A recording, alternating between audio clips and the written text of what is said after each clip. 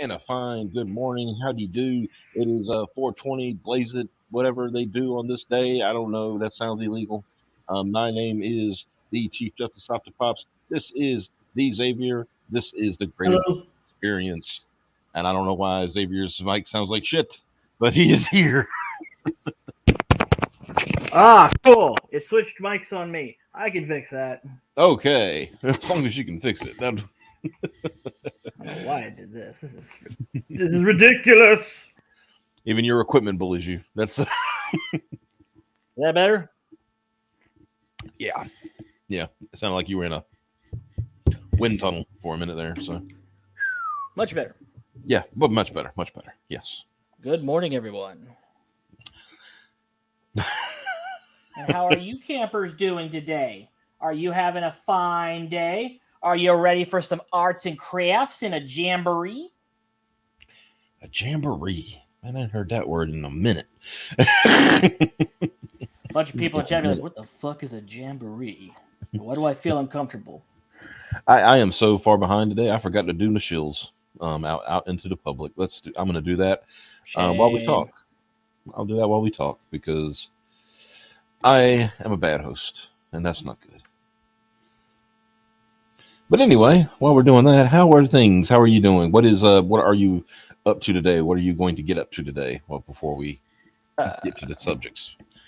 Well, I did a bunch of art last night. Sent you a bunch of stuff. I'm Hmm. also working on, right at this moment, correcting all those emotes. Oh, you gonna make? Oh, okay. Gonna smooth those out a little bit. Yep. Nice. Make them look a little bit better. Yep, although I've probably taken it a wee bit too far because now I've got a fucking alphabet here where of just a custom font I just by doodling. Oh, okay. But it's big and it's very readable, Okay. which is the problem with a lot of the emotes we had where it's just you just can't fucking read this. Unless you're doing them like this. Yeah. Yeah, which is you got to admit that's pretty tremendous. Oh yeah. Hmm. And here's, of course, you getting angry. Oh yeah. Hmm. And my favorite, just boom. Oh yeah. And then my favorite, absolutely. There we go. That's what this is all about right here. Just abusing you, beating the crap out of you daily. You know, I don't know why I put this here, but I think I wanted to like throw it together, but Mm. I'm just going to show this because I'm like, why? It's a good thing I haven't eaten this morning, otherwise I might lose my breakfast. I speak my truth. Your truth is your fat. You know what that means? Fat broads and horse-faced lesbians. That billboard ought to say, "My talents can't contain me." I'm about to break out. That's right. Let's see.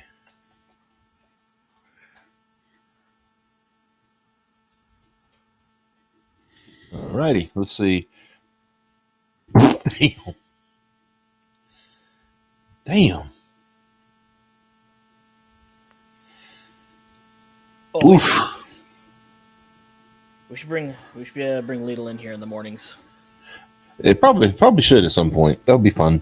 Having Oh a good yeah, time. just start your day with some savagery. Getting bullied by the uh where's you from again? Um, Yes. some kind of European country. Yes. I don't want to say the wrong one because she'll get mad. Hmm. And then we'll get bullied again. Don't say Denmark when you mean Finland. They bork the exact same. Don't say that in front of them though. They'll get really fucking mad. Which moron came up now? I would be that moron right now because I started late.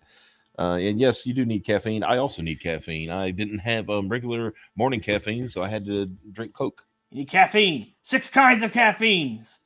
And hey, and there's Miss Serena. How you doing? Hello. You were here last week. Glad you're here again this week. Appreciate you. It's the dunk train. He's about to bully you some more. Oh no. Man, double bully. Dunk. Here we go. Are you saying if we sent you a link right now, you'd pop in? Well, I don't think she's saying it's a decent time that she could, she tune in and watch. Uh-huh. That is also acceptable. Yes. Let's see. And like I said, I'm still throwing shills out. Shill like a madman. Mm-hmm. The master of 16 knows here. She also counts the other, other than the first of 15 that we created like mad people. Yeah, we're not allowed to do that anymore. Yeah, we put a slight limit on it. It was fun, but it does take a lot of time to do that, and it detracts a little bit from the bully, just a little bit. Mm-hmm. Oh yeah, in the time it took me to finish that first of 15, we could have had like 3 fights. Or we could have just watched you get bullied. It's kind. You see, you remember that episode of Simpsons where it's like, Marge was like, Homer, you need to go deal with this. But then I wouldn't be watching TV. You see the bind I'm in. Because then we wouldn't be watching you get bullied. I almost think we should change the first to 5 to a first to 3 too. Just shorten it up a little bit. Oh yeah, that's probably for the best. Yeah. Now I will tweet.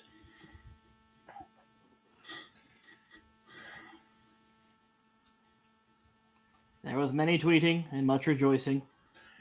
And there was much defecation. Whoa. They don't. Well, if you do that in the morning, it's all more power to you. You know, get it done for the day. But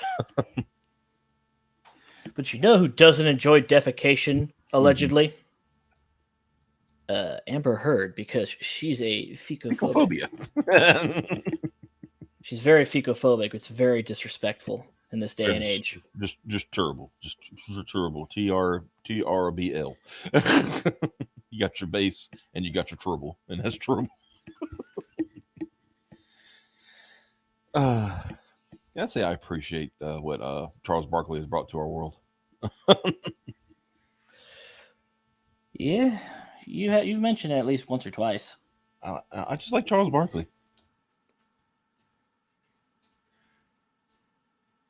I like him too. I like him a lot more now that he doesn't play basketball than I did when he did play basketball. Mm-hmm. But that's just because when basketball was the big thing when I was in grade school, where like everyone cared about basketball. I did not, but I pretended I did so that my friends would still talk to me. Oh, you're like, oh yeah, the game where the guy did the thing, yeah. Oh yeah, he put that ball in the basket and scored so many touchdowns. Mm-hmm. Then he got into a fist fight with that guy, and the ref put him in the penalty box. You know, the fist fight part might not be too far off. To be fair, though, I do actually know how basketball is. I did actually know how basketball is played at the time. I just didn't keep up with sports because I was too busy watching cartoons and playing Sega Genesis and doing cool kid shit. Yeah. You know, watching sports.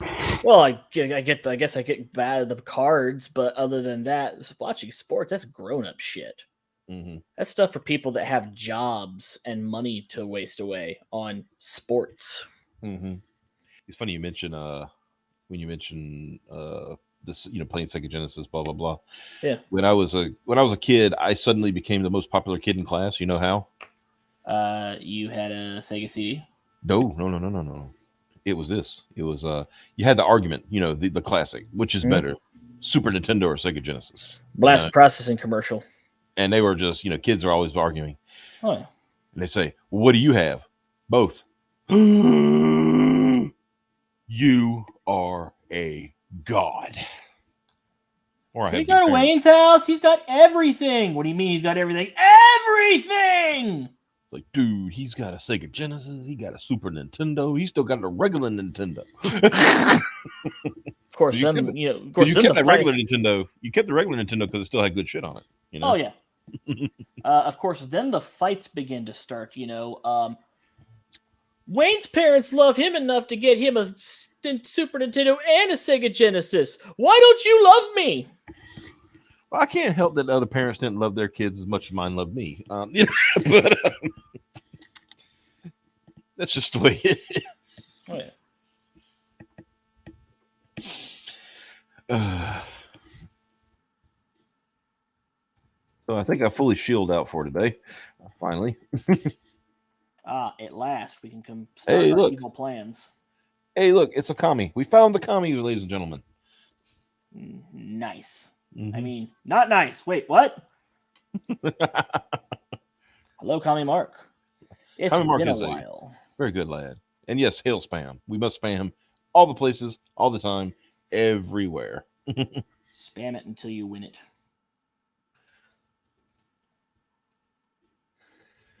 Yes. Yeah, boy. Mm-hmm. Yes. Here we go. I was looking for a particular clip of Charles Barkley. Yeah. That I want to share because it's absolutely the funniest thing I've ever heard anybody. It's the most savage thing I've ever heard anybody say to anybody. That, you know, that also played basketball around the same time you did. You know. Yeah. I was saying it's more savage than that guy, you know, from the Mutiny. Well, the Mutiny's about, you know, that's a little bit different. All right, share screen. And by the way, I like the fact that now it just defaults share tab audio. Yeah. It's just a wonderful thing. No, I feel all right. Here you go. You ready? Yeah. All right. Fingers, put a hand up. Put a hand up. Because to me, he has. Akeem Olajuwon used to say this to me all the time. Can you bring me some water? No, he used to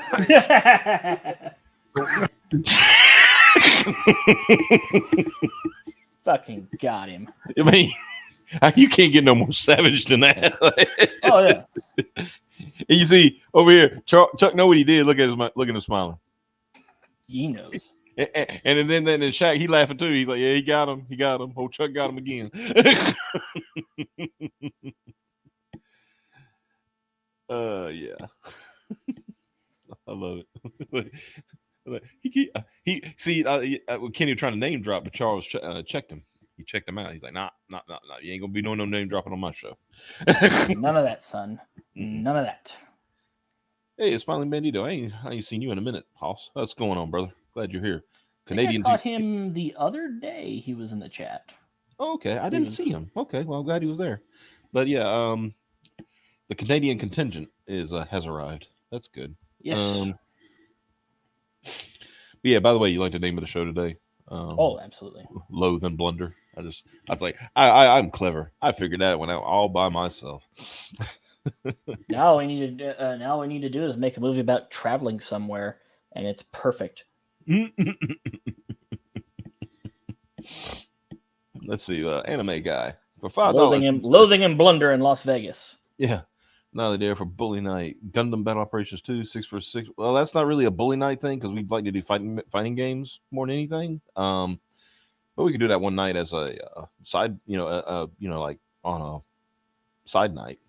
That'll be fun. We try to keep that to fighting games. We want to eventually expand into more fighting games, but to do that, we need more money. So that's why I constantly say your support makes all of this possible. Mm-hmm. Because literally, if you give us more money, we can do more things. Mm-hmm. And we were one of those, like, we are definitely a shared wealth group. I have in fact, my copy of Strive was given to me. My copy of Strive was given to me. Yeah, so there you go. It's like we try to share and share alike, and have a good time. And like, one of the games, I mean, what we talk about? We'd like to do the new King of Fighters, but it's just $60. It's kind of, you know what I mean? Yeah, so, we can play Guilty Gear now. Yeah, for free. Exactly. Well, free, except for all the DLC we'll probably have to end up buying. Yeah. I don't know why I got that DLC, man. I don't play Touch Happy Chaos. I don't play any of them characters. Mm-hmm. I think it did so you could have, if somebody did the reverse first to 5, you would have available those characters. Yeah, because somebody might make you play Jacko one night or something. And we're gonna find out I'm some kind of fucking Jacko savant. That'd be weird. Like, oh no, he's better with Jacko than he is May. This is terrible. What have we done? What has science done? We've created a monster. A monster. No. But yeah, we're having a good, having a good day. So let's make it a bad day and talk about some stuff. Oh man. I know. Stuff sucks. I know. It also means we got to do things besides just talk. It's my day off. Do you expect me to work? No, Mr. Bond, I expect you to die. I got him. Man, that takes effort. Yeah, that's true. I don't really want to feel like doing any murdering today. So yeah. So yesterday the Thor: Love and Thunder trailer dropped. I'm not going to comment on the trailer per se. Let's just say it's not exactly what I envisioned. Yeah, it also did the very thing they said they wouldn't do, which is replace Thor. Yeah. Oh, there's Caleb got the secret, dude. Sorry.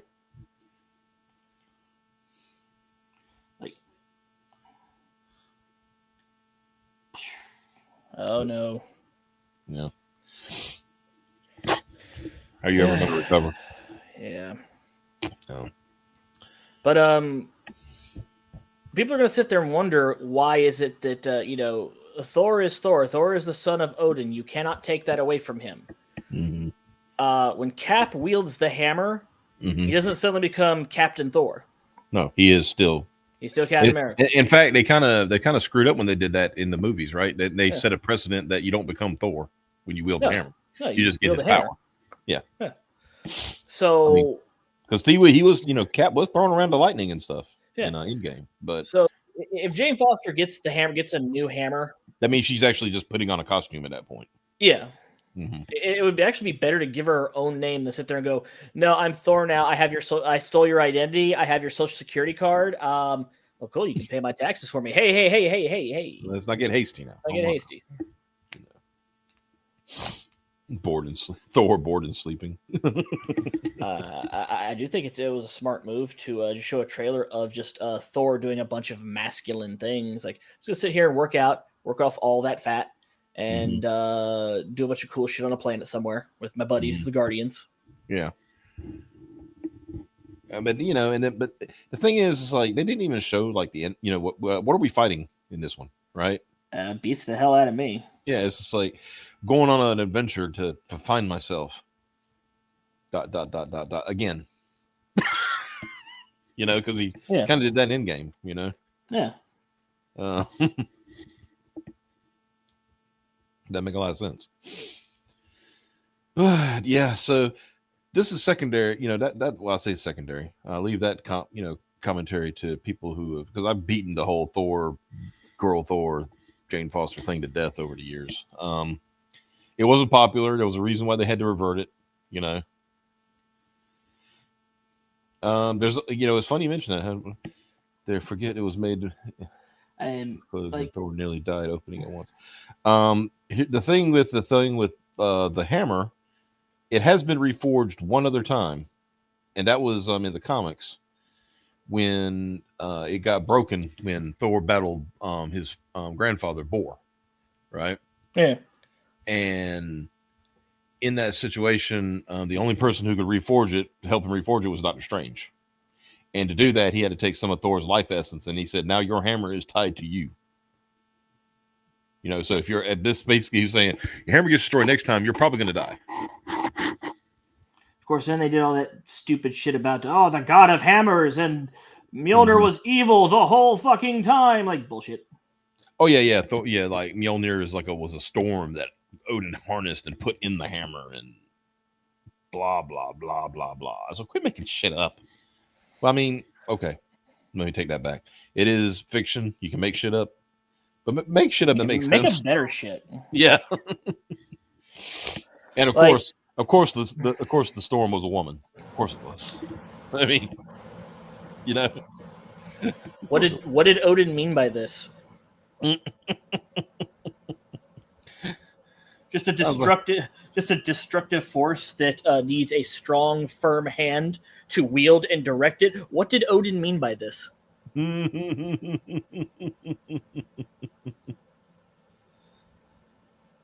be careful now. Unless you're worthy, she'd be too hot for you. She'd get you in trouble. Mm-hmm.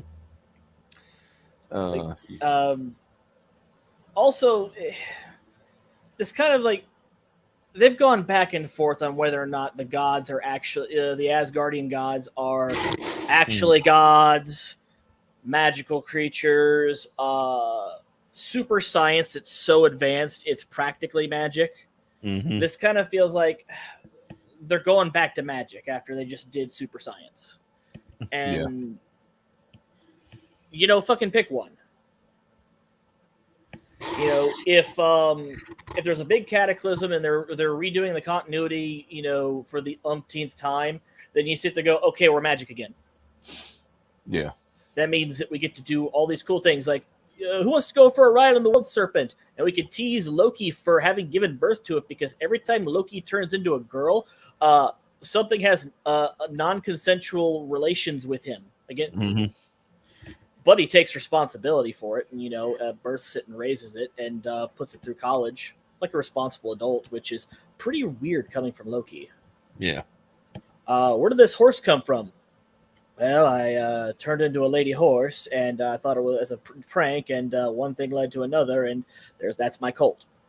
Where did this badass fucking wolf come from? His name's Fafnir. That's so fucking cool! Or Fenrir. That's so fucking cool! Where did he come from? Well, as a prank, I turned into a lady wolf, and one thing led to another, and that's my pup. God damn it, Loki! I just thought the whole time it was like as a prank, and then somehow I ended up.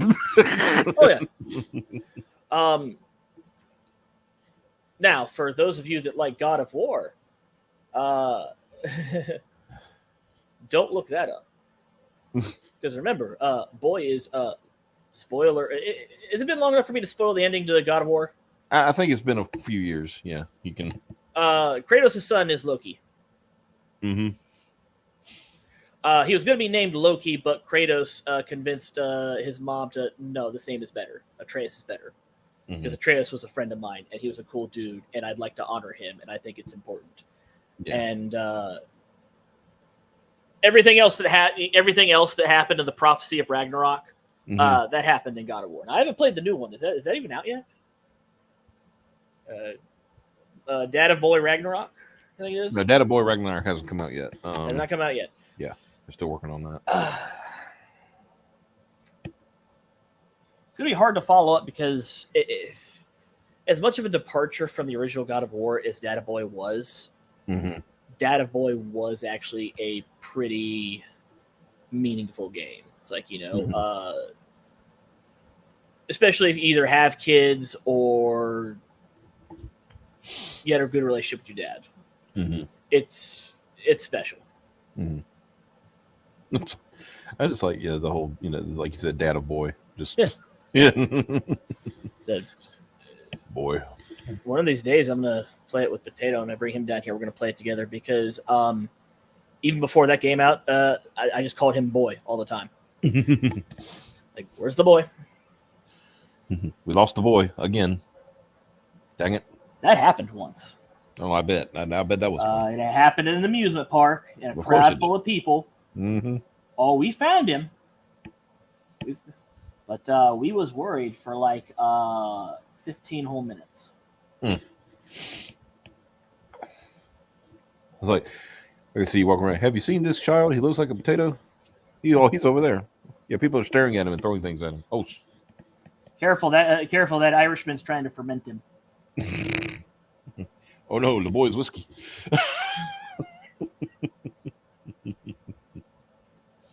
Oh man. Get potato. I remember the first time I got potato drunk. Okay. He's obviously it was a controlled situation. He had never been drunk before, so he didn't know what it was like. So it's kind of like you ever been with somebody that they get high the very first time and they don't know what to expect, so they start freaking themselves out. He's a lightweight. Imagine someone after a mixed drink, a very thin mixed drink, is sitting there going like, okay, that's enough, because the sign of a good alcoholic is knowing your limit. Like, no, it's not. That's not what an alcoholic is at all. It's good that it's good that you have self-control, but oof.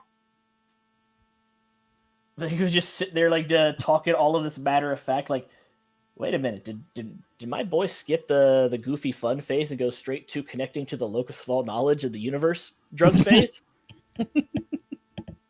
He's only nursed that one cup.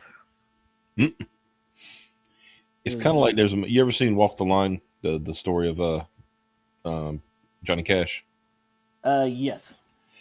There's a part where Jerry Lee Lewis was talking about, and he was drunk and high and everything else, right? Yeah. And he was he said, they were talking about the next town they were going to. He said, I can tell you where we're all going. Hell. And they're like, what are you talking about? And he said, you think about it. He says, they tell you, they said, don't look at it. Then they said, don't think about looking at it. They said, they don't talk about thinking about looking at it. Don't think about talking. See, that kind of what you're talking about, connected to all the knowledge of the universe, Yeah. He was at that point, Because everybody has that one buddy. So the right amount of drinks, he is somehow a great philosophizer. And it's not just like drunk philosophy where he's just saying shit. It's like, no, everything he says makes sense. It's just really fucking drunk and weird. Yeah. So, I guess we should get to our subject, shouldn't we? I guess. All right. So, granted, this is from Bounding into Comics, so you can figure the This is for the title and all that good stuff. So, morally sick Twitter users mock and call Chris Pratt homophobic following the release of Thor: Love and Thunder. Now, I'm going to make some excellent points, so bear with me. I'm not going to read all of it, but just to give you an idea of what these idiots are saying, right? Mm-hmm. So, a number of people, what can be described as morally sick Twitter users, took to social media platforms not only to accuse Chris Pratt of homophobia, but mocked him for the release of the teaser trailer Thor: Love and Thunder. To provide context, the teaser trailer includes a humorless joke. That's subjective. I don't know why people just say a joke. It doesn't have to be. You don't have to put humorless in. That's subjective. Where Chris Pratt, Star-Lord, tells Chris Hemsworth's Thor, "You ever feel lost? Just look into the eyes of the people that love you." Thor then proceeds to stare in Star-Lord's eyes while Star-Lord stares at the rest of his Guardians of the Galaxy team. When Thor continues to stare him down, Star-Lord tells Thor, "Not me." Thor replies, "What? Just listening." I mean, that sounds funny. Sounds kind of funny. Yeah, that sounds kind of funny. It's like, I'm trying to help you out, but you're taking the wrong message here. Come on, man. Yeah. Now, here's the thing where it gets kind of stupid, and like I said, I'm going to explain why. One user tweeted Chris Pratt after Taika Waititi told him he had to do subtle gay scenes with Chris Hemsworth. Don't you love the fact that everything has to be fucking gay? You know what I mean? You see where we're at this point now? Everything has to be gay because these head cases think it is. Oh yeah, it's like two dudes can't just have a close friendship where every now and again they exchange just a hug. Yeah. No, they're banging. They have to be. No, Yeah, nobody hugs another person like that without sex being involved. Mm-hmm. They got to be gay, And they said this user reported to another user sharing 6 screen captures depicting the scene from the trailer and wrote, Chris Pratt fell to the ground and started hyperventilating and vomiting after filming this scene. Because that's what a professional does, right? Yeah. I mean, Another Twitter user responded using the another user who stated, "Remember that Peter Quill is canonically bisexual." So the user wrote, "I don't care how starved we are for representation. I'd rather eat my own foot than see Chris Pratt kiss Thor. How about eat your own foot and do the world a favor and never step outside again? Please." Just eat your own foot. I just do that part of it and be done with it because I'm so sick of people like you. Yeah.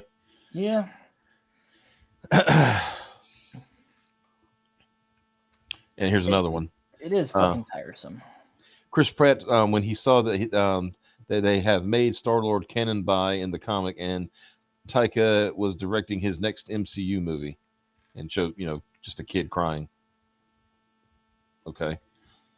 Or maybe Chris Pratt didn't give a shit because that's the comics and we're over here. Yeah. And also, Chris Pratt being forced to play Quill now that he's confirmed bi, and this could be reported for violence. If you know what I mean, like, and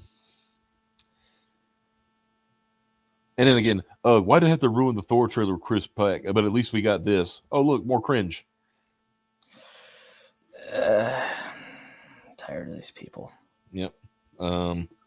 Being caught up in the fucking drama of their life. Yep. Chris Pratt ruins everything again, this person tweeted.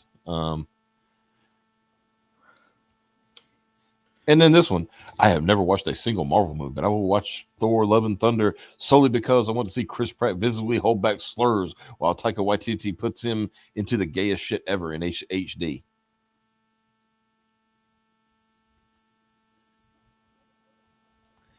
Chris Pratt reading the script for Thor: Love and Thunder and realized that it's going to get fruity. Pretty fucking hateful, to be honest.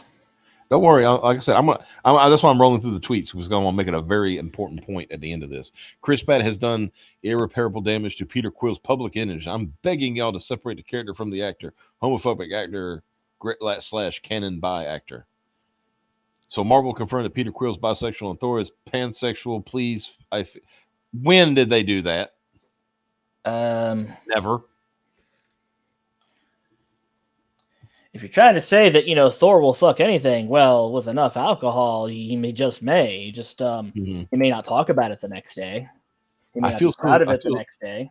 I feel sorry for Chris Pratt. Like, imagine being a homophobic,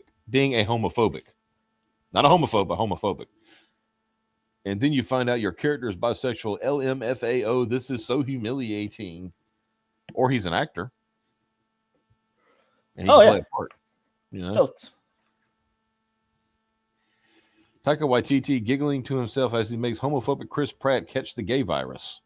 Oh, I'm glad you're admitting that it's something you catch, and it's not it's not something you're born with. The gay homosex virus. Chris Pratt trying his hardest not to scream every homophobic slur in the book after being forced through 37 takes of essentially sloppy kissing Chris Hemsworth. Man, I like how this headcanon is amazing, right? the fucked up thing here is that Chris Pratt didn't do anything. Right. Like he hasn't done anything. It's like he just woke up one day and everyone fucking hated him. Mm-hmm.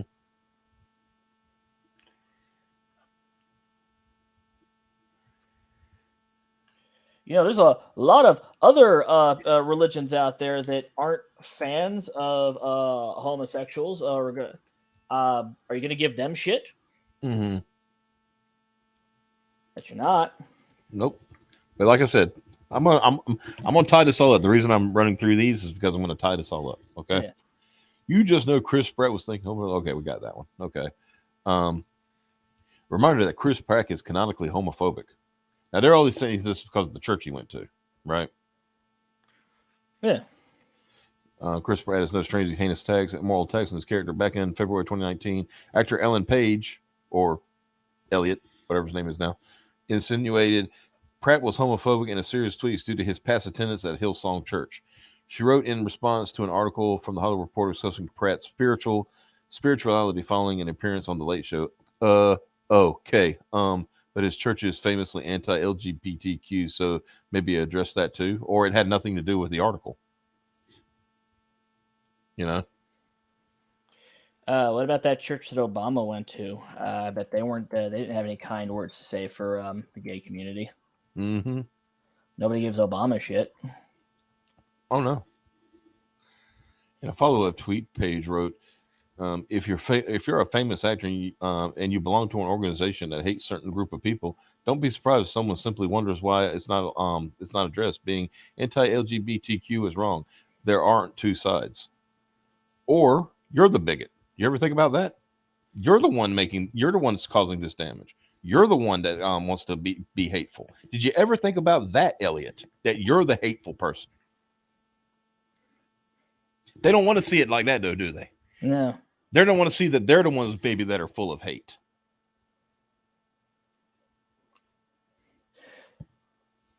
Some of these people just really need to wake up and just realize that maybe people don't need to hear from them today. Mm-hmm. Maybe the world doesn't need their opinions all the fucking time, because some of these people are just fucking awful. And it's so weird that the way they act when, like, no, my opinion means something because I was in this movie that no one watched, or that it won this award. Yeah, but the box office was fucking garbage. Or it falls into that place where the movies in the last 15 years, where by and large it came out and then nobody remembers it. Mm-hmm. Like, everyone remembered that movie the year it came out, or for 6 months the year it came out, and then yeah. And then it says Pratt responded responded via his Instagram stories, writing, "It has recently been suggested that I belong to a church which quote hates a certain group of people and quote is famously anti-LGBTQ. Nothing could be further from the truth. I go to a church that opens their doors to absolutely everyone." He continued, "Despite what the Bible says about divorce, my church community was there for me every step of the way, never judging, just gracefully accompanying me on my walk. They helped me tremendously, offering love and support. It is what I have seen them do for others countless occasions, regardless of sexual orientation, race, or gender. My faith is important to me but no church defines me or my life. I am not a spokesman for any church or any group of people. My values define who I am. We need less hate in the world, not more. I'm a man who believes that everyone is entitled to love who they want, free from the judgment of their fellow man. Jesus said, I give you a new command, love one another. This is what guides me in my life. He is a God of love, acceptance, and forgiveness. Hate has no place for me, place in my or this world, he concluded. That sounds very homophobic, doesn't it? Oh, absolutely. You can tell he's going to join the so-called right-wing death squads. He's going to be first in line. Mm-hmm. Yeah. He's polishing them boots and ready to do the march, and he's going to do it. Mm-hmm. This way, please. Yeah. It's like UFC commentator. Oh, Joe Rogan chiming in. Recently, implied that he believes these immoral attacks against Chris Pratt continued because of his faith. Well, yeah, I think that's shit, Joe. Yeah, we've kind of seen that, Joe. Yeah, he's Christian. He's pretty open about it, and because of that, they attack him. He said he's pretty elaborated. Like he believes that in Jesus, and he's like, he likes to be a good person. They're like, F him. Yeah. Yeah, I don't need to quote that guy. That's why I said I'm going to skip around here. Yeah. But near here, okay, you know how I'm going to tie this all together? You ready? Ready. None of those people would know who Star-Lord is without Chris Pratt. That is correct. Because the Guardians of the Galaxy were like a D-list team. I was honestly shocked when the Guardians movie was announced. Like, really? Yeah. Hell, when they put Rocket Raccoon in Marvel vs. Capcom 3, I'm like, but why though? Yeah. It's like, what's going on here? Then again, they put Shima McGrath in Marvel vs. Capcom 2, and everything was fine. But yeah, I think it was a Marvel Superheroes first, wasn't it? Yeah, but But still, it was like kind of still. Even at that point, it was a weird. Yeah. Like, but why though? Yeah. So yeah, that's my tie-in point for this whole argument. Mm-hmm. None of these people who are saying, "Oh God, I can't wait to see Chris Pratt had to kiss another guy because he's gonna be so humiliated. I bet he had to throw up or something." None of y'all will know who Star-Lord is without Chris Pratt. None of you. Not absolutely, because you don't know what comic. You never read comics. I can tell that just from the crap you say. That whole thing, like he's canonically bi. That was actually, if I believe it or not, he was being mind controlled during that time. So no, you're wrong again. Jean Grey got another one. Yeah, I just leave it at yeah. Teenage Jean Grey gets them all the time, So I see you, Peter Parker. Oh no, Jean Grey got away. You can't talk to me, gay thoughts. Peter, haven't you ever thought about an erect penis? No, stop it, Jean. But yeah, no. That's the thing. Key, absolute number one thing. Mm-hmm. They absolutely would not know who the hell Star-Lord was if Chris Pratt did not play the part. And plus, that particular Star-Lord is a departure from what Star-Lord is in the comics. Star-Lord in the comics is kind of a boring. Yeah, if I remember his origin right, Star-Lord was going to be like a space cop, and it came as like, okay, this guy is going to be the Star-Lord. He's going to be the space cop. And Peter Quill said, no, that's fucking dumb. I'm going to do it. And he took it, and he stole it. Mm-hmm. And it was too late. It was gone. It was over. I think people forget there was one point where the Guardians wore actual uniforms. Yeah. Yeah. And he had this weird helmet in the comics. Yeah, it was like a weird Legionnaires helmet. Mm-hmm. And he was basically he in the comics and stuff. He was basically portrayed as like Space Captain America. Yeah, and not cool Mr. Quirky space vagabond. It's like, what if Han Solo was just more quirky? Yeah. Okay. Micah for $5. Thank you, sir. Really appreciate that. Here's money. The Star Lord being by thing was Donny Cates trying to dig at Chris Pratt because he's a spiteful little douche nozzle. Well, Donny Cates fuck himself because he's not getting fucked by his wife. Got him again.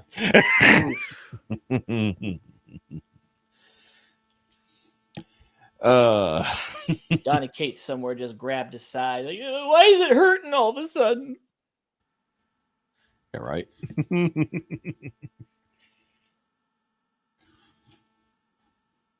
But yeah, that's the whole point. These people are, they create their own canon. You know what I mean? Yeah. None of it, is in, none of it's true. I don't understand them. I don't think I ever will either. I don't know if I want to, Yeah. So many of them are just sad individuals. And it's weird how they gravitate towards certain fandoms. Like the Genshin Impact fandom is so god awful that if you even suggest that certain characters would sleep with each other, even if it's like, I just think they're cool and drawing art of them banging, is my thing and people like it. Yeah. People fucking death threats, fucking doxing crazy shit because no, they're canonically, gay and they're with this person. They would never sleep with this person. You should, neck yourself or something. Like, it's fucking fan art. Yeah. Also, let's be real here. This is a game from China. Ain't nobody gay in that game. no matter what the voice actors may be implying, because they could be replaced with somebody that doesn't mouth off. It's so fucking bizarre. Like every other day, a video pops in my feed. Genshin fandom terrorize another artist. And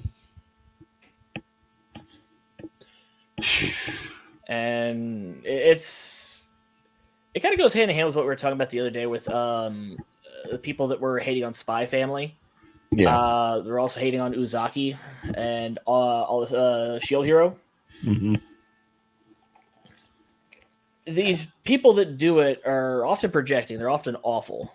There's a couple of memes that go around describing them. It's the person that explains that you're a terrible person for making this art, or implying that these two people are together because they are fictional characters of a particular age. However, that person, if you go through their likes and their mentions on their Twitter, they're tweeting all the porn of characters in that show.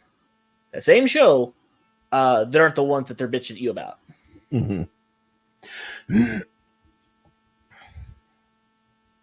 Like, yeah, don't draw a porn of Uraraka like she's a fictional character. Fictional characters do not have rights. Yeah. But you sit there, spam all this fucking bullshit about Bakugo is totally gonna fuck Deku. Like, who fucking cares? Yeah. Like, it's a fucking sad state of affairs. Like, remember back in the day when the most complicated conversation we could have about any fandom, anything we thought was cool, was who would win in a fight? Yeah. And now appreciation of something is, well, who's having sex with who? Right. Like, this thing isn't important until you start getting conversations about who's fucking who. And the show has to also suggest that and give in to my demands that they show that these characters are definitely in a relationship with each other, or else I will attack the writers, the animators, the staff, and do all these terrible things until they make my pairing correct, which is a thing that's happened. Yeah. I got to say, I think I appreciated, like, people from the early like companies and stuff in the early 90s where they would shut shit like that down very quickly. If you remember correctly, back when Street Fighter 2 came out, there was a lot of shipping of Ryu and Chun-Li. A lot of shipping. There was, like tons of shipping. In fact, so went so far as when they released the Malibu comic, that was one of the things they tried to do. It was like, oh, Chun-Li and Ryu were lovers. Capcom came immediately out and just shut that shit down. It's like, nope, No. nope. They have a mutual respect for each other, but they do not do that. Right? You could probably consider them friends because they were aligned on the same side, but they're not doing that because Ryu. I mean, let's be honest. Ryu is he's a Volcel. Yeah. He's going around and he's trying to become stronger. He's trying to become the best he can be, fighting and stuff like that. Wyman would get in the way of that. Yeah, pretty much. Mm-hmm. I mean, look at Ken. Ken still ain't beat him yet. Exactly. Yeah. And Ken's a very capable fighter. So he's too busy, getting married and having a family and doing shit that's not training. Exactly. Lantern says, "OMG, how dare you actualize this minor? By the way, check out my Yaoi Bakugo and Deku. Yeah, the actual minors, right? Like, yeah. It's like also, like I said, they're fictional characters. Who fucking cares? There's so much more important things going on in the world than here's some drawings. Right. Yeah, like Micah says, these two characters are not having sex. Capcom.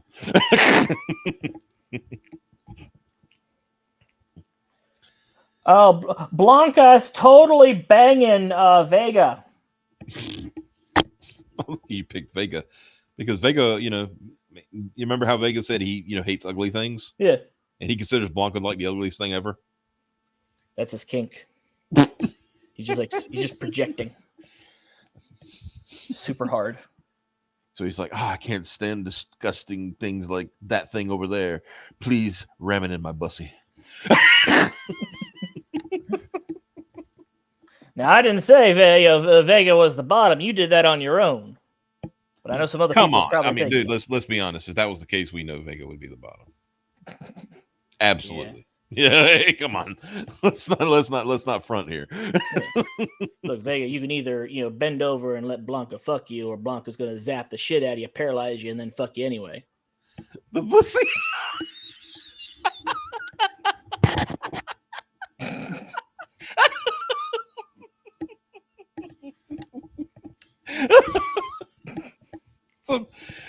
Sometimes chat nails it. Oh yeah. On the bright side, though, Vega, he won't look you in the eye, but he will take his mask off for you. Mm-hmm. Let's see. That's what Leon Leonard made a good point. He said that way he doesn't have to see Blanca. Yeah. Yeah. There you go. No sex. Study the fist, Ryu. Of course. The only problem is you could end up like Akuma if you keep on that set. I mean, look what happened to him. He's just pure rage now. Oh yeah. he's had no release for like 50 years.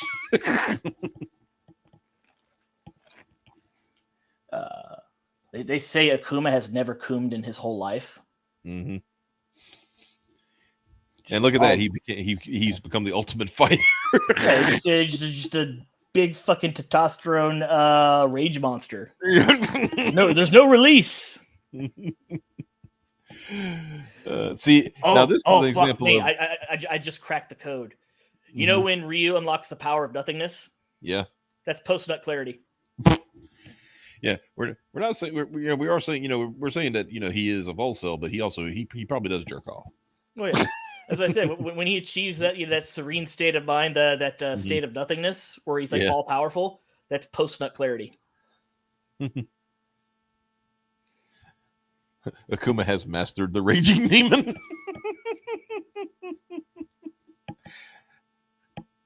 Imagine just beating your junk for hours and not cooming from it. There's why, Lidl. That's how we got on this. Yeah. And so once again, bully Xavier.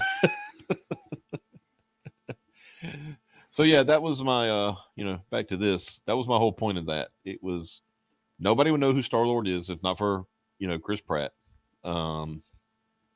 So fuck y'all and everybody, all this stuff, it's like, oh, I hope shut up. You know, who cares? Yeah. Quit living. Okay, here's the thing. Okay, we get it. You're gay, right? Go get a boyfriend / girlfriend / whatever, and leave everybody else alone and enjoy your life and quit trying to force everybody else to see the world like you want to see it. Because guess what? Your world is your perception, just like everybody fucking else's is. Well, it's it's also like I said, it's a very sad state of affairs because you don't have friends. You have people that you are or aren't having sex with. That's the way to look at it, right? Like, You have nobody to share. Moments where it's just like, hey, man, mm-hmm, I'm glad we're here. mm-hmm, You're my bro. Like we're not related, but you're mm-hmm. my brother, Yeah, and I'm glad we're here together. Oh, those guys are totally gay. yeah. No, nobody cares about other people without sex being involved. Mm-hmm. It's I hate it. yeah. But that's the way that things are right now. Hopefully things turn around because people need to worry about their own shit and quit worrying about what other shit's going on. Guess what? Entertainment is not just for you; it's for everybody, right? And guess what? When they start, when these companies start catering just to you what you want, guess what's going to happen? That entertainment you like will go away because it's no longer making money because you are a small minority in this situation, right? Yeah. So have fun doing your shipping and your this and belittling people and all that good stuff because soon it will all go away because it's been proven time and time again it's not a fundamentally marketable situation. It is not. Right. So let's change the subject. You know what time it is? Listicles. Yeah, I know your favorite part. But let's say what Bear says real quick. Friendless people project their friendlessness onto other people, whether those people are real or not. Very true. Very true. You got to admit, some of these people are more than likely the most miserable people on earth. Yeah. So they're not happy unless other people are unhappy. Yep. Here we go. Since we talked about harsh realities yesterday, I thought you would like this one. Oh no. Just fucking kill it. Just fucking burn it down. Are you strapped in? I don't want to do this.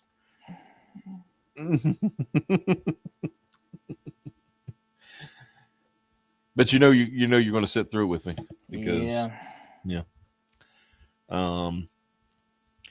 One day I'm going to find some Gundam. One day I'm going to find a Gundam related list and see some rage in the chat for a little while.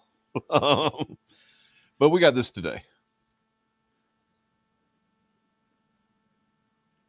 10 harsh realities of rewatching Cowboy Bebop. Hopping through multiple genres, Cowboy Bebop is an anime staple. Upon rewatching, however, there are a few nagging issues. These issues were created by you. Probably because some of them I've already gone through the list, and some of them are really dumb. I think because Cowboy Bebop was not intended to be canonical. Oh yeah, because there's a couple of them where they kind of they pretty much. Holy crap, dude! We got a member. Hey, we got a member. Welcome to the Graded Legion. Thank you, sir. Now you can. Now you should have access to the emotes now. Hell yeah, that'll be fun. And we're already working on more of those and better looking emotes too. Yep. Once we get 2 members, we can have access to more emote boxes. So that's cool. Thank you for being our first, Mr. Mothman. We do appreciate it. Thank you. Mm-hmm. Thank you so much. So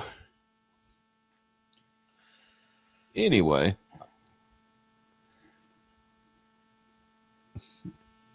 Number 1 should be the live action. Oh yeah, dude, it's in here, but it's not for the reasons you think. And you know that was coming. And his angry ring boss is here. Hello, sir. It's good to see you, man. The Wog is here. The Wog is here.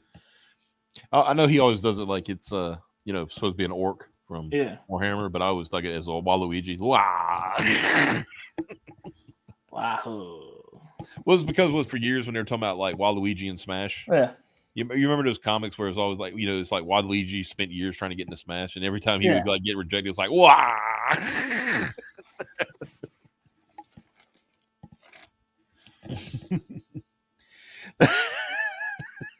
See, because I've said this before, and he hates it when I do it. Okay. Fans have many reasons to return to the 90s anime classic Cowboy Bebop. For many, it is a great source of nostalgia, playing on many late-night cartoon blogs during the early 2000s. 90s anime classic, early 2000s. Yeah. Xavier, we don't know how time works at CBR.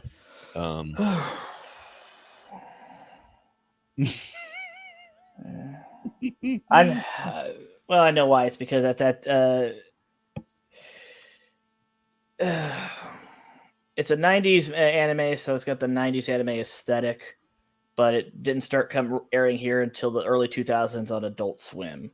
Mm-hmm. It's a stupid way of saying it, but it's not incorrect. It's just a fucking stupid way to say it. Mm-hmm. Mm-hmm. I hate these people so much. Mm-hmm. Like, is anything good or useful actually come from CBR? No.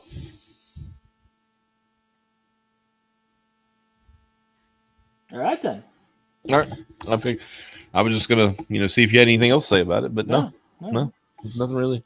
I mean, after we finish this, I'll show you the front page, and you'll see. Yep, he was right. This is a terrible place. Terrible place. It's so awful. And then was it CBR and Screen Rant are like run by the same people? So yeah, same thing. Okay. Anyway, let's say there are many numerous iconic scenes and lines that are littered throughout the show. In recent times, a viewing could have been to prime oneself for the live action version of the same name, Cowboy Bebop. There's only one problem with that. It had nothing to do with the anime. Also wasn't very good. Like, at all. Yeah. Regardless of the reasons, the rewatching might not be all sunshines and roses. While the show has garnered a larger-than-life reputation, there are still issues and difficulties that fans will have to grapple with during the rewatch. Even titans like Cowboy Bebop have elements that are a little annoying to think about. Not really. Yeah, I know. It's literally the greatest anime ever. It's perfect. Even the shit that's wrong with it is wrong on purpose. It makes it better. Mm-hmm.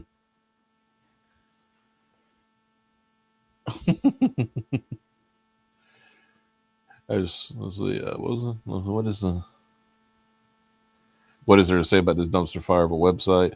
No, unless you count us enjoying you guys picking on these listicles.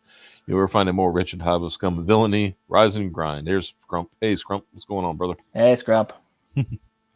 Okay, so regardless of the reasons, the rewatch might not be awesome. Oh, yeah, we did that, didn't we? Okay, here we go. It will be hard to switch back to the original Japanese voice acting. What the fuck is this? Nobody watches it subtitled. Like, Bebop was one of those weird situations where the dub was better than the sub, and as far as I know, even the Japanese thought so. Yeah, and here you want to hear what's really funny about this is when you read this, it's really stupid for the reasons they give, because of course it is, right? Yeah. For fans of the English dub, it will be difficult to rewatch the anime in its original Japanese. Why would they? Yeah, why would I ever watch it in Japanese at all? Yeah. While the voice acting is still top notch, there are elements about it that will throw off those loyal to the dub. I mean, it's the reason they're loyal. It's good. Yeah. If I like the dub more anyway, then why the fuck would I bother? Right. This is again, it's a non-issue. Yeah. Koichi Yamadari gives Spike a deeper and fuller voice. Well, Megumi, whoa, that's a long word. Faye Valentine is lighter and more breathy. The Cowboy Bebop dub is often viewed as the best English dub in anime. Yes. That's why you don't go. Why would I go back to the sub then? While the characters in the anime are not American, Spike Spiegel, Jet Black, Faye Valentine. Those are not Japanese names. Well, Faye was, I think she was like Taiwanese. Still, dude, forget that. Forget my point stands. Yeah. These are not Japanese characters. Yeah. Spike's Jewish. Yeah. He's also a Martian. I wonder what Martian Passover is like. Because the Martian year is like twice as long as the normal year. That's true. So do you have 2 Passovers a year, or do you just kind of split the difference? I've always just assumed that whenever we do the colonization, we'll just go by the calendar we use now. Yeah. And not really worry about. No, we just switched to standard year. Yeah, to a standard year. Yeah.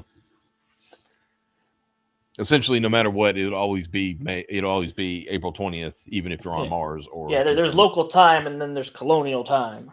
Right. Exactly. Yeah. So the dub helps anchor the anime within that space, while the original Japanese voice acting does not.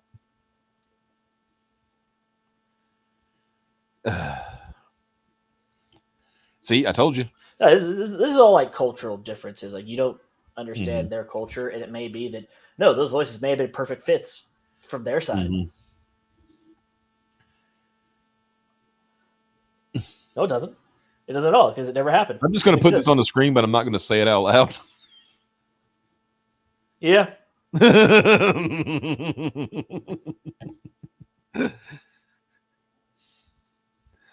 Yes. I don't know. I want to know what Mars Hanukkah is like. But instead of you said it's twice. It's 2 years, right? Yeah. Mars. So that means Hanukkah would be twice as long. Hey, for 16 days of Hanukkah, 16 days of presents. Yeah. If I understand the Hanukkah tradition right.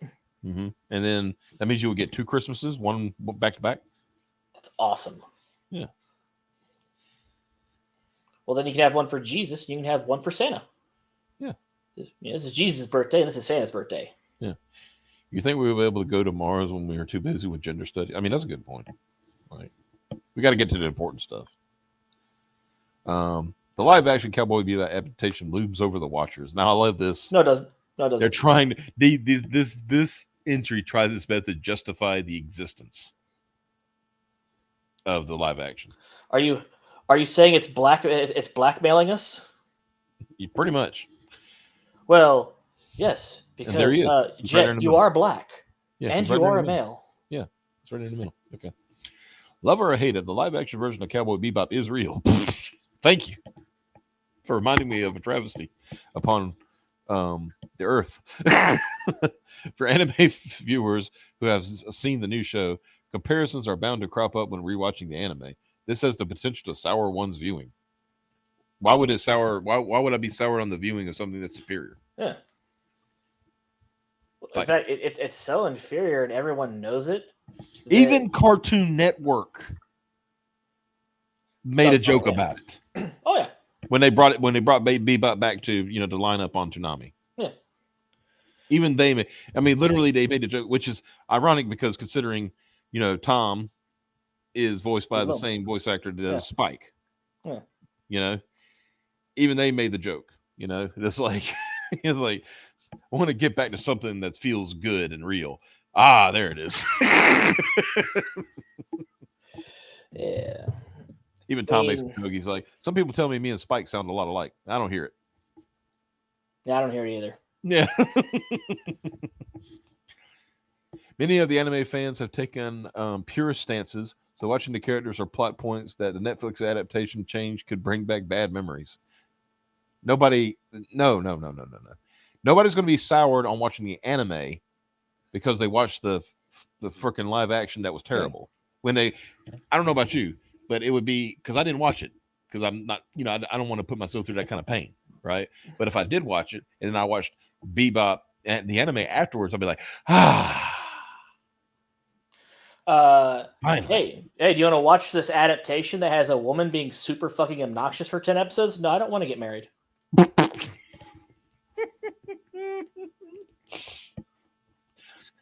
As for fans of the adaptation, all 2 of them. Yeah. Hmm.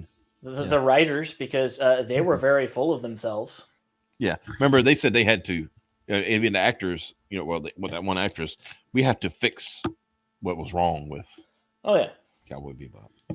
Like but that's a dead horse. We talked about that. Yeah, we talked about that. No, this one. As for the adaptation, the recent canceling of the live action show could foster a grudge that would devalue their appreciation of the anime. No one. Fans of the Netflix adaptation were not fans of the anime. Yeah. I mean, it was just straight up.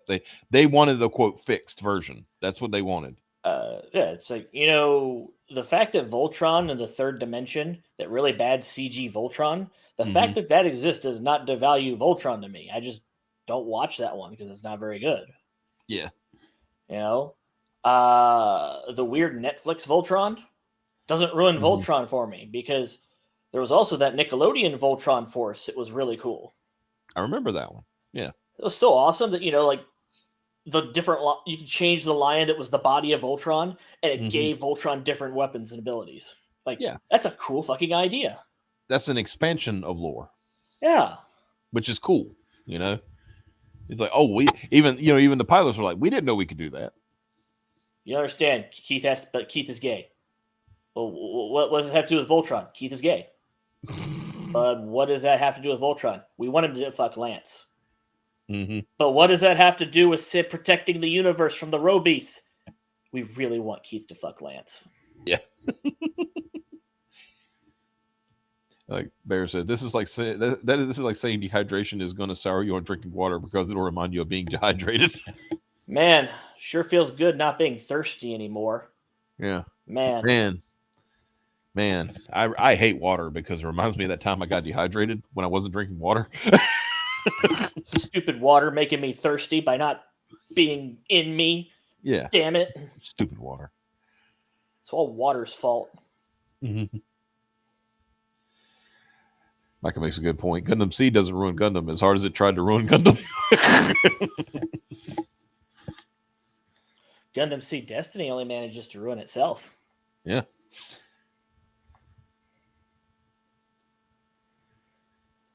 I'm done with this. Let's move on. I hate food because it reminded me of being hungry. There are people like that. Yeah, chat's on fire today. The argument for the live-action adaptation is literally the same argument I hear when I find out people get into anime thanks to Ruby, and then some. By the way, thank you for the $5. Yes. Thank you for $5, anime guy. Yeah. And I think Ruby is a good anime. Yeah, let that sink in. That's a good point. Ruby is, if you look up the textbook definition of wasted potential, that's Ruby. Yep. I think the best thing Ruby ever did was like do that crossover game with BlazBlue, right? Yeah. Yeah. The soundtracks are all pretty good, but that's it. After the first 3 volumes, then Monty died, and it's really hasn't been good since. And it wasn't very good then either. Yeah. And everything I heard about Ruby before he passed was just like it's there. It's a thing, I got through the first season, and I felt like there was a lot missing that the series kind of expected me to just know. Right. What the hell is the semblance? We didn't talk about it at all. Why do these guys have superpowers? Does everyone get superpowers? Do only certain people have it? There's a lot of world building that we just didn't get. Like, was I supposed to do some reading before I watched the show? Right. Yeah. They didn't even put that in the show. They actually made a couple of shorts that are just lore dumps to get all that out of the way instead of working it into the show. Yeah, it's okay. It's okay to have a flashback episode every once in a while. Yeah. Now, they did work it into the show in like volume 5, where they were teaching somebody that knows nothing about this. Like, that's like 5 seasons, after you should have done this already. Anyway, yeah, that's not important.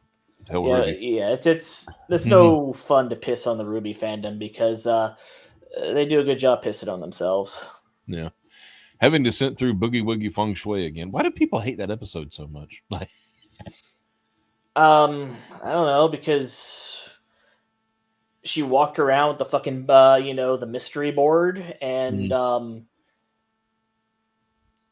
the stone helped her, have a conversation with her dad she wouldn't be able to have, but they weren't able to save him. mm-hmm. But she was still able to, say the things that she didn't get to say before and get that closure. Yeah. Isn't that also isn't that an Ein episode as well? Yeah, pretty much. No, that's a Jet episode. Oh, that's a Jet episode. Yeah, it's a Jet episode. A show full of stellar, stolen-ish episodes, Boogie Woogie Feng Shui stands out as its worst of the lot. I mean, do you call it worst, or you just say, like, not as good as? Yeah. You know, like, this was a weaker part of the show, but still okay, you know? But this goes back to, I honestly think, I don't think this person has ever actually watched Cowboy Bebop. They're just going by what they've been told. Yeah, or I looked up some wiki entries. I went to the Anime News Network message forums, and this was their opinion. I logged into a Usenet BBC. I'm sorry, BBS. BBC. Yes, that's what they logged into. You know they did. Oh yeah. Okay. Right, welcome to the BBC. This is here on Usenet. It's BBC Australia, apparently. Oh, wow. No. Jet has a lot of episodes that involve his past, but most of them leave lasting impressions on him and the audience. That's not the case here, as the characters are pretty dry and the drama is not weighty enough to carry it. Not every episode had to be a fucking, like, hey, remember the episode where everybody fucking died? Yeah. And then the next episode, everything was fine. Yeah, still doing adventures. Yeah, shut up. The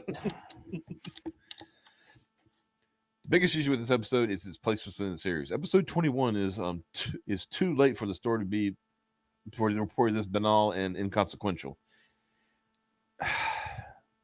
Do we have to explain again the situation with Cowboy Bebop? Is like they were all, except for a couple, all kind of wrapped up into one episode. Yeah. They didn't have to. There was an overarching thing going on that you really don't see until near the end. But they were still all kind of wrapped up into its own self, Yeah.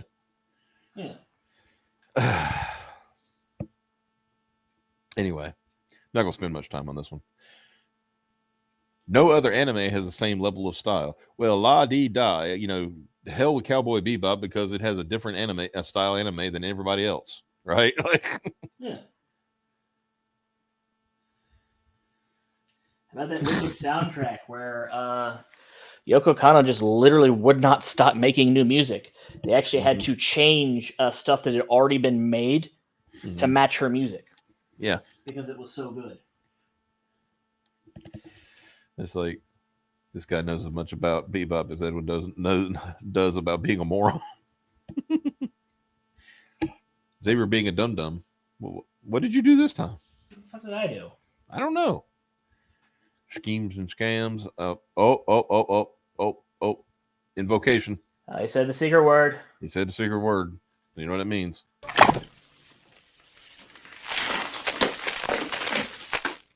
Cocaine.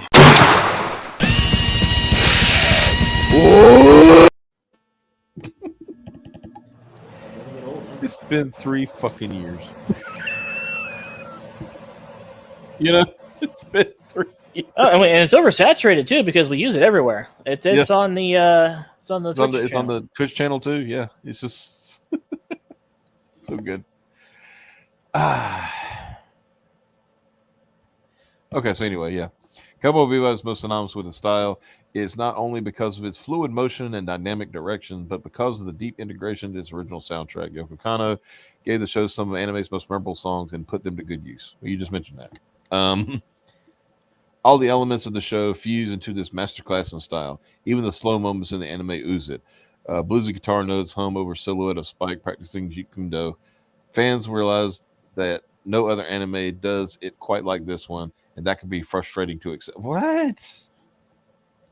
Anime will never be this good again, and that makes me sad. Is what he's trying to say.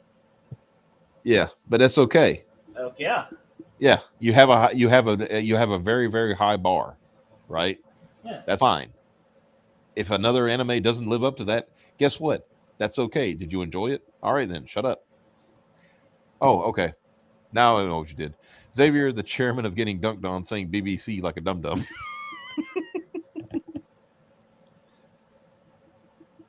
Of course, I took BBC as the other meaning of it, not the news network, because that's just even funnier. Well, I went into this Usenet group for trying to get some BBC. If you know what I mean, know what I mean, know what I mean. Mm-hmm. I bet you did. This is a good point too. Just with the director alone, we got Samurai Champloo and Space Dandy, so it's not like nothing else ever came out. That was great. Like, oh man. Hey, it's Oliver. Hey, what's up, man? I ain't seen you in a while. Hope you're having a good day, man. Happy 420, I guess. Please smoke responsibly. Oh, here we go. What does this have to do with anything?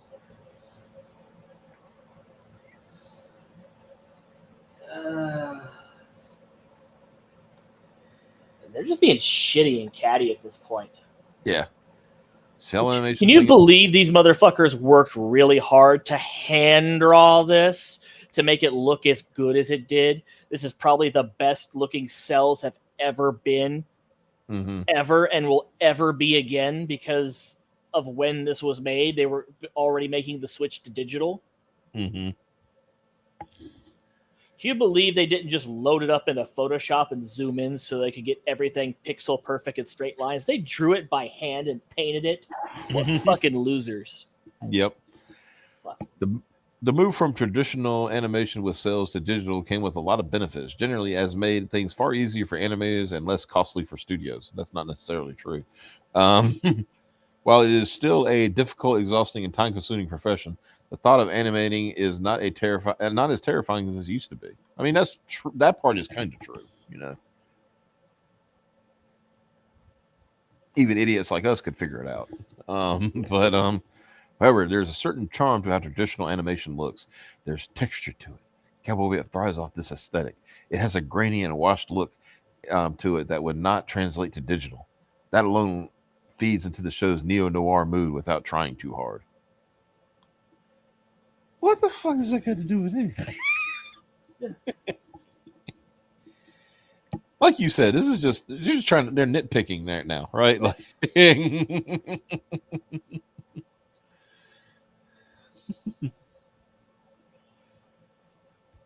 okay. Oh boy, here we go.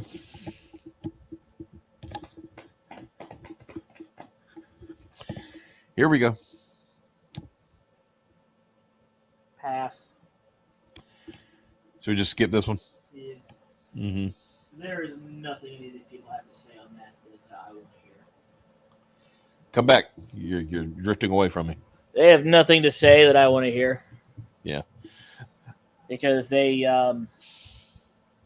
missed a golden opportunity with that live action because they don't fucking understand shit. Yep.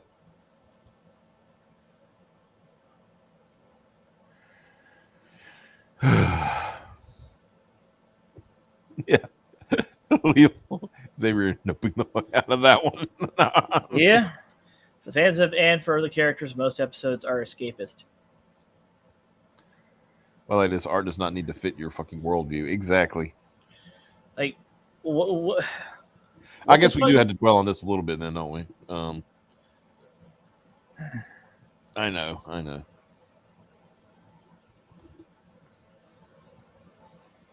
It still leaves a... not you, Cowboy. Previously, of drag queens and sex workers on Callisto was in poor taste. It's indicative to the zeitgeist of anime and manga during that period. While not as blatant with its homophobia or transphobia as other popular works of the time, this still leaves a bad taste in the mouth. No, it leaves a bad taste in your mouth.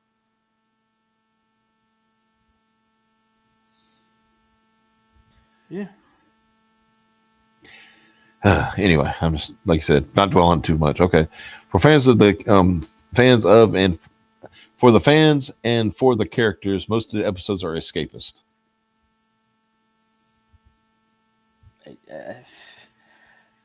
I guess they're upset that Spike doesn't write fucking listicles for CBR all day. Mm-hmm. Like, can you imagine? I mean, Spike doesn't have a real job. You Right. know, Jet doesn't get married and have to drive through fucking traffic and work a 9 to 5. I mean, Mm-hmm. I want to see him tackle real issues like whether or not that bond issue passed in the last election. Like, Mm-hmm. I hate these people so fucking much. Yeah. I don't really need to go through all this. The aspect clear, but cats catching up with you. Dealing with the past never leads any good. The only member who had a chance to move on from it was Ed. She was young enough to not be tied down by her neglectful or her life in an orphanage. Was she in an orphanage? No, Ed I didn't lived think on so. her own. Yeah, I didn't say. I was like Ed was out on her own. Yeah. It just kind of came and went. Yeah. So now we're making up lore, right? All right, number 3. Fans know that Jet is Krista and never have a lasting partner. Okay. So what? Yeah. Not everybody finds somebody. That's fucking life. As gruffy as Jeff is the heart of Bebop. That is true. Yes. I will say that part is true. I think he's kind of the thing that holds it all together. You know. Yeah. I agree with that. He is sentimental and deeply attached to the people he considers teammates. Even when he argues with Spike or Faye, he will take them back in as long as they come back safe. He is searching for the bonds he lost as a cop. Fans rewatch to know that Jet will have to carry on without Spike. Unlike his other partners, there is no betraying or breaking of trust, just the cruel inevitability of Spike's departure.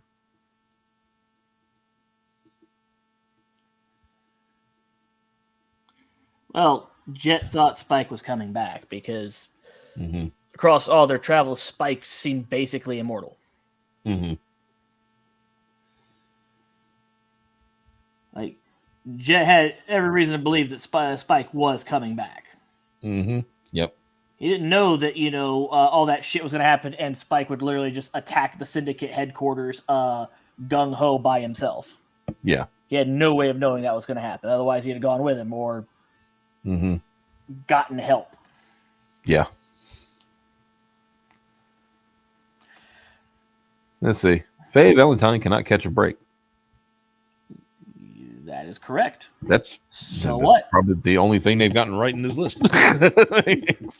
On first viewing, Faye is the lovable and attractive loose cannon of the anime. She does what she wants and operates off self-interest. On the second viewing, all of those actions are given a new context.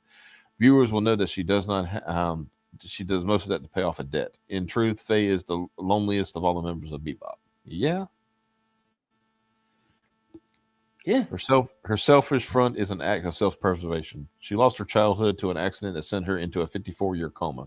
She wakes up near complete amnesia and a massive medical debt. By the end of the show, when she remembers who she is, she finds nothing is waiting for her. The life she once had is now just rubble. Not a lot of fun to be had when they thought, with this thought hovering over the viewers' heads. But the thing is, in that episode, if I remember correctly, you literally thought that her and Ed were leaving. But then she came back the next episode. Yeah. So, What's more, she actually found somebody she knew from that time.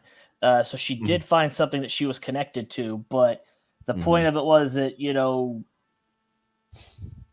your life is what you make of it. It's not your past. It's not where you come from. It's what you make of it. Mm-hmm. The idea being that she was looking for a life that she couldn't have back because that life is gone. Yeah. But that's not the end of the world. You can still make a good life. Yeah. And, she had with the Bebop. And didn't she go as far to try to stop Spike? Yes. Yeah. She was willing to shoot him at one point. Yeah. because she didn't want to lose him because that was her friend, you know. Yeah. And then number one, there is no way to save Spike Spiegel. I could write many ways that he could be saved in that situation.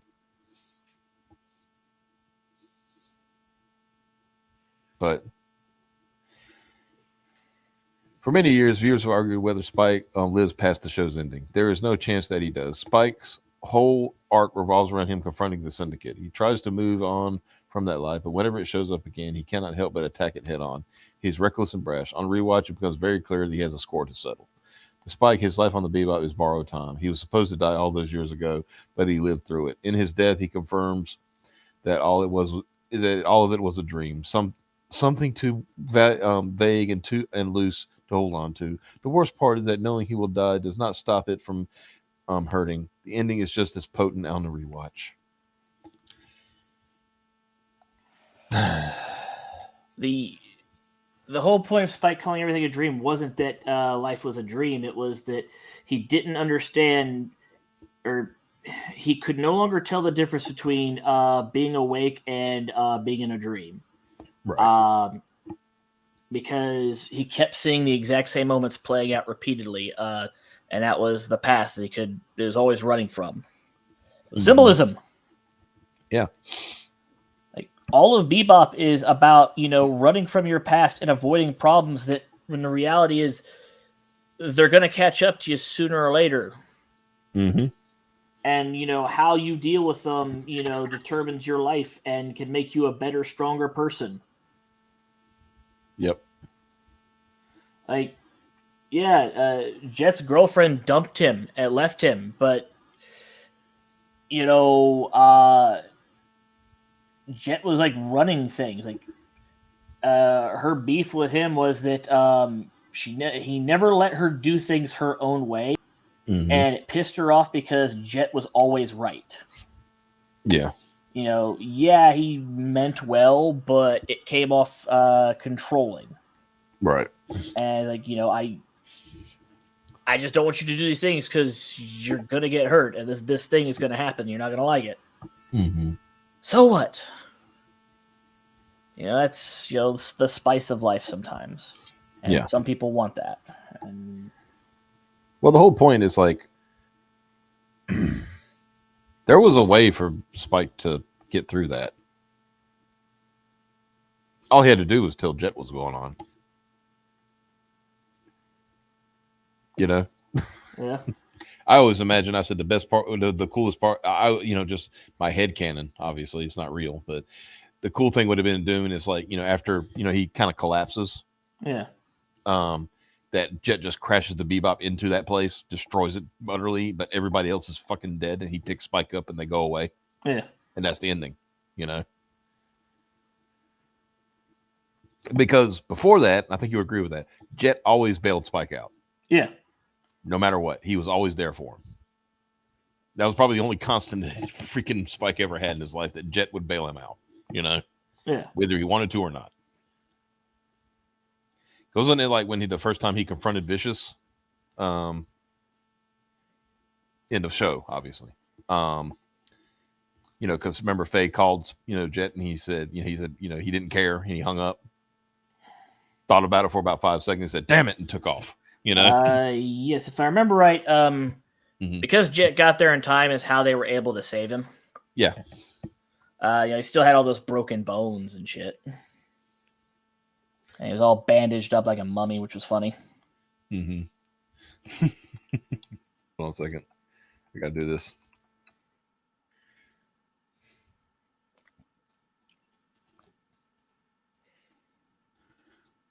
Okay. I think let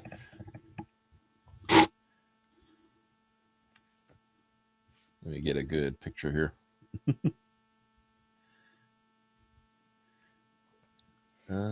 Trying to find where's it at? Trying to find the right image. I know what he's looking for.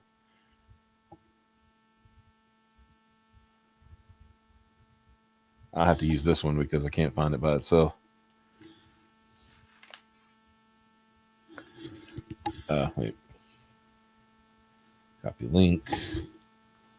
Put it here, and then, yeah. That ain't gonna work. Okay. I can do it this way. There we go. Share your screen. Sharon. There we go. Sharon. Marty!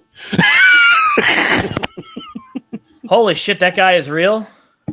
I thought that was like some fucking CG shit, like from like a CG Scooby-Doo movie. No. Like, I swear to God, that looks like at any moment, Fred's gonna just rip that dude's face off and there's another guy underneath it. Let's see who Vicious really was. Old man McGillicuddy. He was reviving the old legend of the syndicate to scare off the local kids, so he could run red eye. And I would have gotten away with it too if it were for you meddling kids and your bounty hunter. Thanks for helping us, Mr. Spiegel.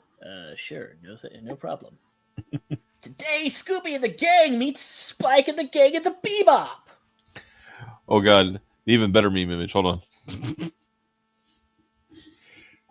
Wait a minute. Hold on. I think this is the best image. Like, do you remember that it was a Jim Carrey in that CGI Christmas Carol movie? Mm-hmm. That's what it looks like. There you go. Look at this. And this isn't an edit. No. Bullshit. Marty. There's no way this photo hasn't been manipulated. Marty. No, this is real. Ask the Libyans. Marty, we're going back to the future, whether you like it or not.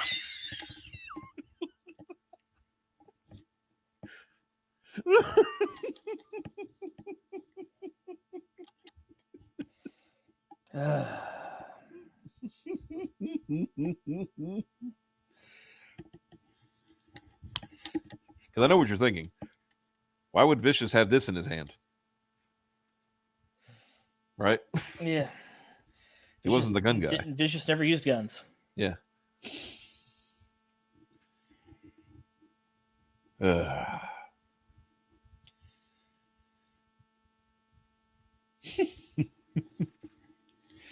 love it. Marty. He just looks like you're just like a pissed off Doc Brown. Yeah. I mean, it looks like they gave him either the worst dye job or the worst wig possible, Yeah. too. Just like.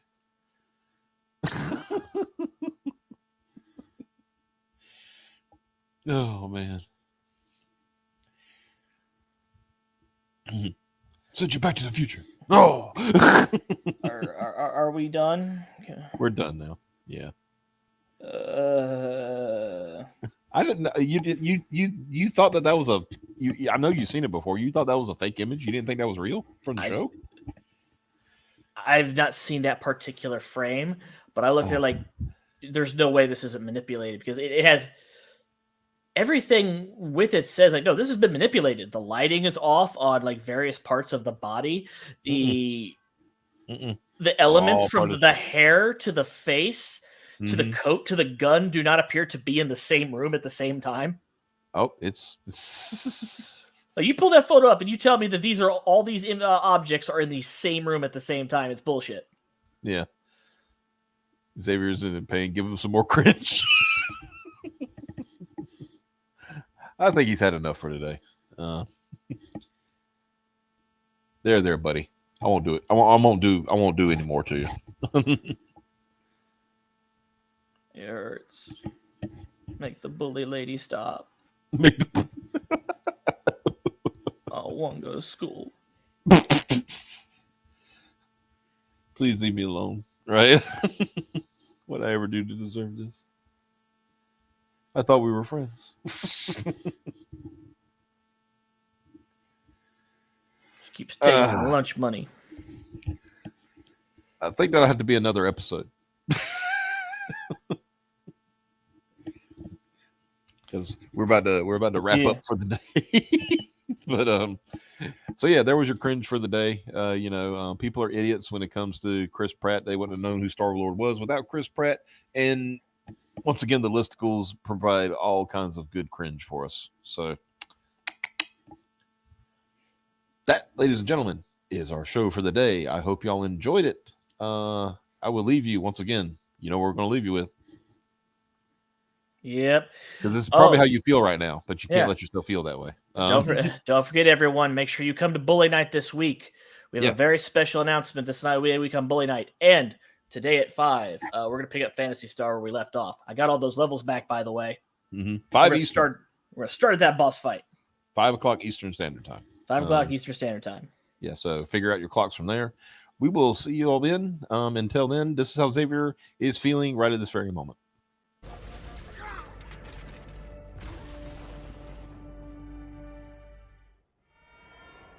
Ah! Mother! Fuck! We've got orders in the Fort Pelican. Fucking!